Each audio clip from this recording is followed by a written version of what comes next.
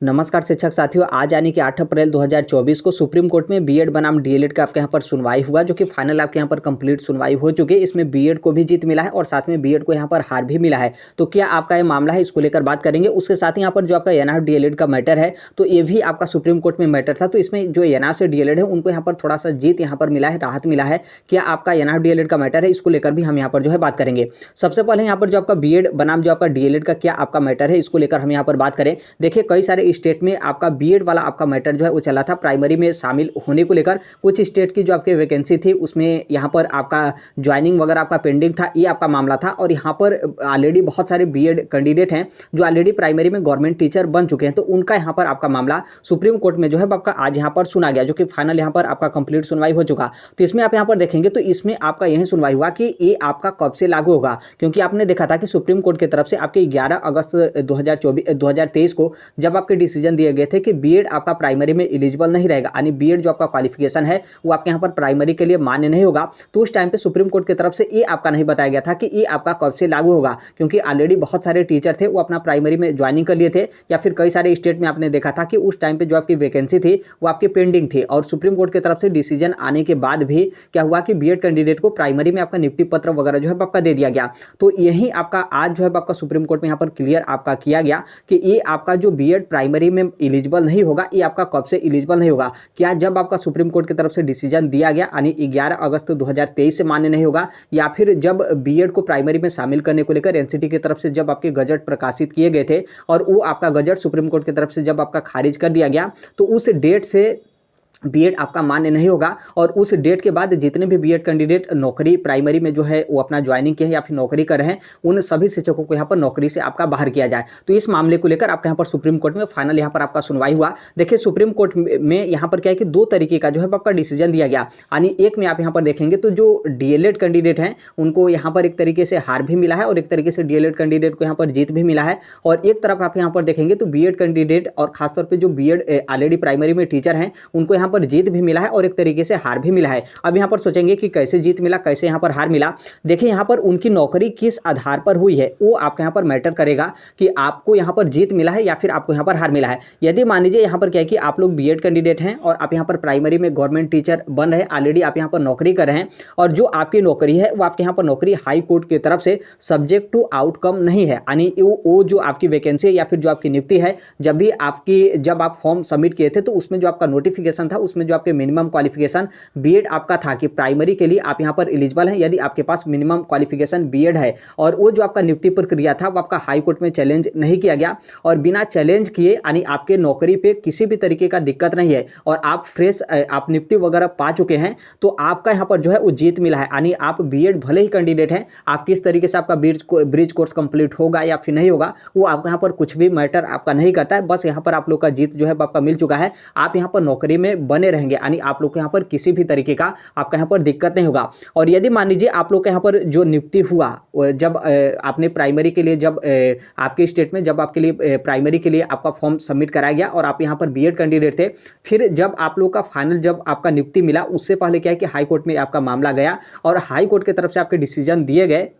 कि ये जो आपका डिसीजन रहेगा वो आपका सब्जेक्ट टू आउटकम जो है वो रहेगा। यानी बाद में कोई उस तरीके का आपका सुप्रीम कोर्ट हो या फिर हाई कोर्ट की तरफ से आपका कोई डिसीजन दिया जाएगा तो आप भले ही आज नियुक्ति पत्र अपना ले लीजिए, लेकिन बाद में आपको बाहर होना पड़ेगा, यानी हटना पड़ेगा। तब ऐसे कंडीशन में यहाँ पर क्या है कि ये जो आपका डिसीजन होगा वो आपका यहाँ पर सुप्रीम कोर्ट की तरफ जो आपका हाई कोर्ट है उनका यहाँ पर फाइनल आपका डिसीजन जो है आपका रहेगा। और हाई कोर्ट की तरफ से आप सभी लोग को पता है कि हाई कोर्ट की तरफ से आपका क्या डिसीजन है। हाई कोर्ट की तरफ से जब यहाँ पर आप लोग को सब्जेक्ट टू आउटकम यहाँ पर रखा गया है, इसका मतलब साफ है कि आप लोग यहाँ पर शिक्षक भर्ती से मतलब आप भले ही नौकरी करें लेकिन उससे आप लोग यहाँ पर बाहर जो है होना ही होगा। तो ये आपका आज का सुप्रीम कोर्ट की तरफ से जो है आपका डिसीजन है। एक तरीके से आप यहाँ पर मानेंगे, आप यहाँ पर कार्यरत बीएड जो है वो शिक्षक हैं, आप यहाँ पर प्राइमरी में गवर्नमेंट टीचर हैं और आप लोग का जो सर्विस है वो आपका सब्जेक्ट टू आउटकम यहाँ पर नहीं है, तो आपका यहाँ पर जीत है, यानी आप यहाँ पर नौकरी में बने रहेंगे, किसी भी तरीके का आपका दिक्कत नहीं है। बाद में वो आपका किस तरीके से आपका ब्रिज कोर्स होगा या फिर नहीं होगा या फिर आप ब्रिज कोर्स कर लिए हैं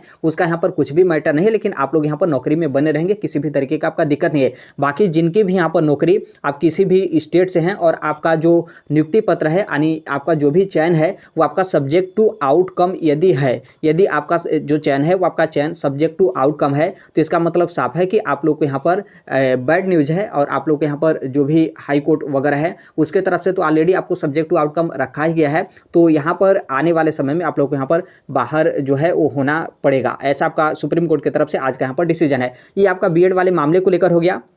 अब यहाँ पर एनआईएफ डीएलएड का यहाँ पर आपका क्या मामला है, क्या आपका आज एनआईएफ डीएलएड का भी यहाँ पर आपका सुनवाई हुआ था। तो देखिए एनआईएफ डीएलएड को लेकर कोई आपका सुप्रीम कोर्ट में आज आपका यहाँ पर सुनवाई नहीं हुआ था, लेकिन यहाँ पर मामला ये है कि आप सभी लोग को पता है कि एनआईएफ डीएलएड कब आपका सुप्रीम कोर्ट से बाहर किया गया। उत्तराखंड के संदर्भ में सुप्रीम कोर्ट की तरफ से आपके डिसीजन दिए गए थे कि एनआईएफ डीएलएड चूंकि 18 महीने का कोर्स है और जो आपका रेगुलर डीएलएड है वो आपका 24 महीने यानी 2 साल का कोर्स है, इसलिए एनआईएफ डीएलएड आपका रेगुलर डीएलएड के समकक्ष नहीं है। इसलिए एनआईएफ डीएलएड को आपका सुप्रीम कोर्ट की तरफ से मना कर दिया गया था कि आप जो फ्रेश वैकेंसी है उसके लिए आप यहाँ पर एलिजिबल नहीं थे। और ये जो आपका मामला सुप्रीम कोर्ट में गया था तो किसके बीच में आपका विवाद था, जो रेगुलर डीएलएड हैं और एनआईएफ डीएलएड हैं उनके बीच में आपका विवाद नहीं था, बल्कि जो बीएड कैंडिडेट हैं उनके बीच में यहाँ पर आपका विवाद था। और बीएड के तरफ से जो एनआईएफ डीएलएड है उनको यहाँ पर आपका हराया गया था। और वो जो बीएड कैंडिडेट है यानी उत्तराखंड के जो बीएड कैंडिडेट है उनका भी आज आपका सुप्रीम कोर्ट में सुनवाई हुआ, क्योंकि उनका भी जो स्टेट का मामला था वहीं आपका सब्जेक्ट टू आउटकम या फिर उनका जो नियुक्ति प्रक्रिया था वो आपका यहाँ पर पेंडिंग था। और फिर आज यहाँ पर जो बीएड कैंडिडेट हैं उत्तराखंड के जो बीएड कैंडिडेट हैं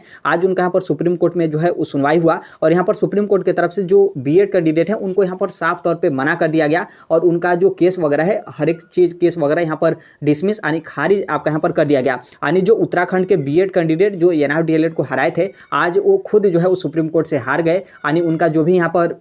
नियुक्ति वगैरह की प्रक्रिया है उन सभी प्रक्रियाओं को यहाँ पर सुप्रीम कोर्ट की तरफ से जो है वो समाप्त कर दिया गया। तो ये जो एनआईएफ डीएलएड को लेकर है और यहाँ पर जो मतलब बीएड मामले को लेकर है, तो यहाँ पर बीएड को जो उत्तराखंड के बीएड कैंडिडेट हैं जो यहाँ पर समस्त पूरे भारत से एनआईएफ डीएलएड को यहाँ पर बाहर कराए या फिर उनकी जो डिग्री है उनको यहाँ पर इनवैलिड किए, आज वो लोग खुद यहाँ पर जो है हार गए। तो ये आपका जो एनआईएफ डीएलएड शिक्षक है उनको लेकर यहाँ पर थोड़ा सा गुड न्यूज़ है। हालांकि जो भी आपकी फ्रेश वैकेंसी हो या फिर उत्तराखंड का मामला हो तो उसमें एनआईएफ से जो डीएलएड शिक्षक हैं वो आप लोग यहाँ पर शामिल नहीं होंगे, लेकिन यहाँ पर कुछ ना कुछ आप लोग को यहाँ पर राहत मिला है। और आप सभी लोग को पता है कि आपके जो विश्वनाथ सर हैं और इसके अलावा भी कुछ आपके टीम वगैरह उनकी तरफ से यहाँ पर आपका सुप्रीम कोर्ट में आपका रिव्यू वगैरह को लेकर आपके यहाँ पर कोशिश जो है कराया जा रहा है। और निश्चित तौर पर अब यहाँ पर आपका एनआईएफ डीएलएड मामले को लेकर आपका यहाँ पर रिव्यू होता है तो उसमें यहाँ पर एनआईएफ से डीएलएड जो शिक्षक होंगे उनको यहाँ पर जीत जो है आप लोग को यहाँ पर जो है वो देखने को मिलेगा। और यहाँ पर एनआईएफ डीएलएड को यहाँ पर जीत मिलता है तो निश्चित तौर पर ये पूरे भारत के लिए जो है आपका जीत रहेगा, क्योंकि आपने जिस तरीके से देखा था कि उत्तराखंड के संदर्भ में आपका एनआईएफ डीएलएड को इनवैलिड किया गया था, तो फिर उसके बाद समस्त भारत भर से जो एनआईएफ डीएलएड शिक्षक हैं उनको यहाँ पर इनवैलिड किया गया। तो उसी तरीके से यहाँ पर फिर से यहाँ पर एनआईएफ डीएलएड को यदि सुप्रीम कोर्ट की तरफ से जीत मिलता है तो पूरे भारत के जो एनआईएफ डीएलएड शिक्षक होंगे उनको यहाँ पर जीत आपका मिलेगा। तो ये आज आपका जो है उस सुप्रीम कोर्ट में सुनवाई हुआ था। कई सारे आपके मैटर थे और यहाँ पर खासतौर पर जो आपका बीएड का मैटर था काफ़ी आपका विवादित था, अलग अलग स्टेट के आपके मैटर जा रहे थे सुप्रीम कोर्ट में, तो सभी मैटर को यहाँ पर मर्ज करके आपके यहाँ पर फाइनल आपके सुनवाई जो है किए गए। तो एक तरीके से देखेंगे तो ये जो आपका बीएड प्राइमरी में एलिजिबल नहीं रहेगा ये आपका कब से लागू होगा, तो जब आपके सुप्रीम कोर्ट की तरफ से डिसीजन दिए गए थे 11 अगस्त 2023 तो उसी समय से ये आपका लागू होगा। लेकिन उसके पहले यदि कोई शिक्षक सब्जेक्ट टू आउटकम में बीएड जो शिक्षक है वो यदि नौकरी कराए सब्जेक्ट टू आउटकम में तो उसको यहाँ पर उनकी जो नौकरी है वो यहाँ पर खतरे में है। और यदि किसी भी बीएड कैंडिडेट की नौकरी भले ही आपका डिसीजन से पहले आपकी नौकरी है और आपकी नौकरी सब्जेक्ट टू आउटकम में नहीं है, बिल्कुल यहाँ पर फ्रेश है, किसी भी तरीके का दिक्कत नहीं है, तो आप लोग यहाँ पर थोड़ा सा भी दिक्कत नहीं है, आप लोग के लिए यहाँ पर राहत है।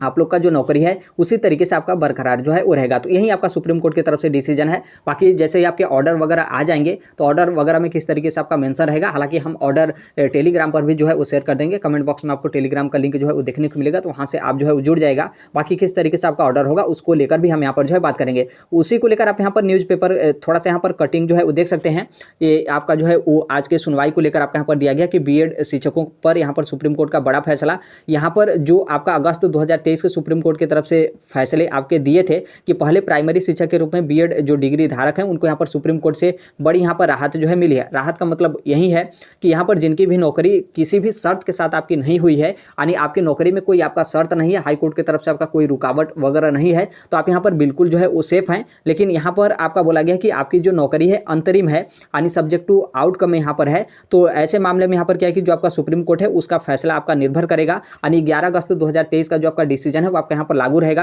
यानी उनकी जो नौकरी नियुक्ति है वो आपके यहाँ पर अवैध नियुक्ति है, यानी आपको यहाँ पर बाहर होना ही पड़ेगा, ऐसा आपका सुप्रीम कोर्ट की तरफ से डिसीजन है। तो यही अभी के लिए अपडेट है। बाकी जैसे भी आपके अन्य अपडेट या फिर इन्फॉर्मेशन आते हैं, आप सभी लोग को पता है कि हम इस platform right to education India जो है शेयर कर देते हैं। और अभी तक इस चैनल को सब्सक्राइब नहीं किए होंगे, सब्सक्राइब करते बेल आइकन को प्रेस जरूर कर लीजिएगा। मिलते हैं अगले नेक्स्ट वीडियो में, तब तक के लिए thank you, bye bye, take care, all the best. Thank you for listening, God bless all, thank you.